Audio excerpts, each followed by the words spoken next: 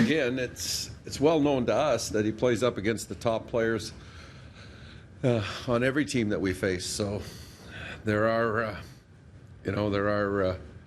tough minutes for him to accumulate, and we think that he does a heck of a job for our hockey club, or else we wouldn't be using him in those situations. And I know that it seems to be that there's a love-hate type of relationship certain times, but there's a lot of love shown from our part as far as a coaching staff.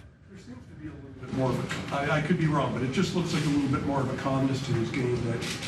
Part of the maturity, and part of that not having to do it all by himself, not having to bear all the responsibility of the C. All those things are things that we've talked to him about, and it has helped settle his game, and it's helped settle him as a person, and he's to be commended for it.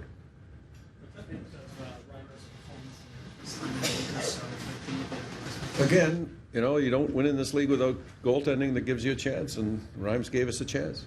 And we didn't have a very good second period, obviously.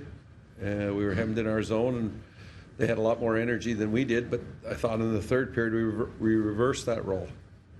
Showed we had legs, we played smart. Might have been one of the best third periods we played with a lead, and got a 1-goal lead and then built on it. Kept it simple. Can you give us an update on Lupul and Bozak? Lupul will make the trip. He has no fracture, so it is a bone bruise we're dealing with.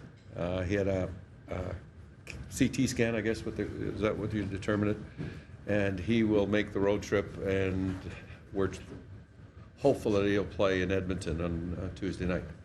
With Bozak, he'll be a little while here until we get a proper assessment. He had an MRI, and he has an issue with the lower body that is going to take him at least a week to 10 days to recover from. Sure. And that could get updated here as we go forward until we get a proper assessment. How about Naz in this place tonight? Nazi played, hard today. He made some plays through the neutral ice. He was a little flopping around there a few times, diving around, but, not many guys can go in and make that play that he made to score the goal.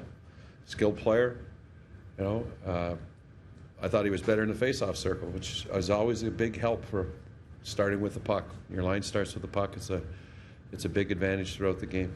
And we played him up against Malcolm. As a two-way center like Dave Bowen, you can match up against Crosby and still produce offensively.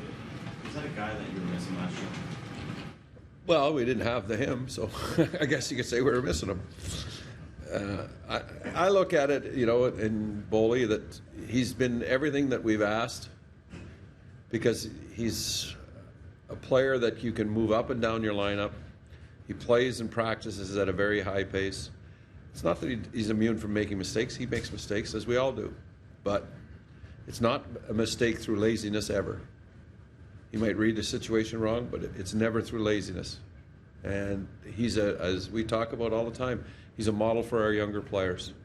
If they came to prepare themselves like David Boland did every day, there's a huge learning curve for a lot of young players in the league, and on our team, David Boland would be a guy that they should hang on to. How would you assess Dion's play against Crosby? I answered that question earlier. You weren't here.